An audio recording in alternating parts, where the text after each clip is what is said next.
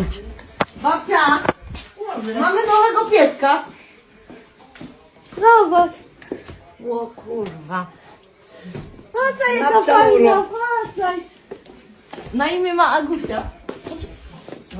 To jest moja kuska. Ty masz głupio. Moja tu jest. Gdzie ten koza będziesz trzymać? No w stodole. Jak w stodole, żeby zmarzła? No to w domu na razie będzie. Adam trzyma w domu. No pojebane. No weź, zobacz jaka, no weź ją Ty bardzo. ona jeszcze mleko potrzebuje jeść. No mam mleko dla niej już. Ja pierdolę. Mam, bo żeśmy kupili od razu. Jeszcze tam ma następne w bagażniku. Widziałeś? Co ona kupiła? Ty ta koza zmarła, a w domu to się gdzieś sadzi strach. Nie będzie. Nie widziałem. Nauczymy ją.